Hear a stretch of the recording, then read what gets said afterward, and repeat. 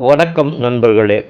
ஒவ்வொரு ஆண்டும் செப்டம்பர் 1ஆம் தேதி உலக கடிதம் எழுதும் நாள் கடைபிடிக்கப்படுகிறது. அதன் தாக்கம் இந்த பதிவு. நாம் நம்முடைய உறவுகளோடு 2 வழிகளில் பல ஆண்டுகளாக தொடர்பு கொண்டிருந்தோம்.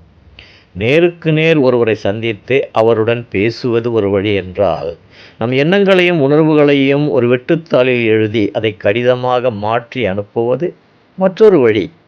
அவ்வாறு அனுப்பப்படும் கடிதங்கள் அவற்றை எழுதியவரோடு நம்ப முடியாத அளவிற்கு நெருக்கத்தை உருவாக்கின. ஏனெனில் ஒவ்வொரு கடிதமும் அதனை எழுதியவரின் உள்ளத்தின் உணர்வுகளை படம் பிடித்து காட்டின. 7வது அல்லது 8வது வகுப்பு படித்து கொண்டிருந்த நேரம் பலருக்கு நான் கடிதம் எழுதி கொடுத்திருக்கிறேன்.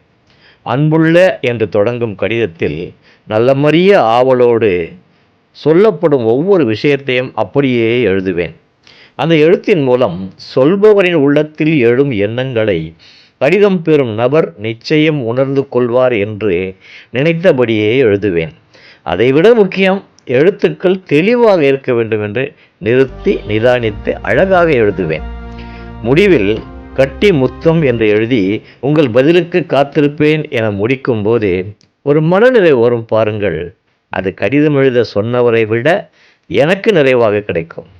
அந்த அனுபவத்தின் மூலம் பின் நாட்களில் வாலிப வயதில் என் காதலிக்கு பக்கம் பக்கமாக என் உணர்வுகளை நேரில் சொல்வதைப் போல காதல் கடிதம் எழுத உதவியது. இது மறக்க முடியாத நினைவாக இன்றும் என் நெஞ்சின் ஆழத்தில். எழுதப்படும் காதல் கடிதங்களில் சில நேரங்களில் அன்றைய திரைப்பட காதல் பாடல் வரிகளை பயன்படுத்தியிருக்கிறேன். ஏனென்றால் அந்த பாடல் வானொலியில் ஒலிக்கப்படும் நேரங்களில் அதை கேட்கும்போதே அவள் என்னையும் நான் அவளையும் நினைத்து கொள்வோம் என்பதால். அப்படி நான் பயன்படுத்திய ஒரு பாடல்களில் ஒன்றுதான் இது. நான் எழுதுவது கடிதம் அல்ல, நிலவுக்கு வான் எழுதும் கடிதம், நீருக்கு மீன் எழுதும் கடிதம், மலருக்கு தேன் எழுதும் கடிதம், மலருக்கு தேன் எழுதும் கடிதம், மங்கைக்கு நான் எழுதும் கடிதம், எழுதி அனுப்புவது கடிதம் அல்ல,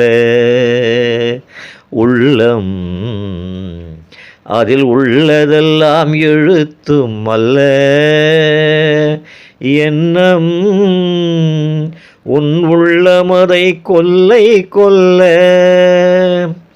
எத்தனையோ நினைத்திருக்கும் நெஞ்சம், ஏட்டளவில் சொன்னதெல்லாம் கொஞ்சம், என் மனமோ உன்னிடத்தில் தஞ்சம், என் மனமோ உன்னிடத்தில் தஞ்சம், உன் மனமோ நான் துயிலும் மஞ்சம், நான் அனுப்புவது கடிதம் அல்ல.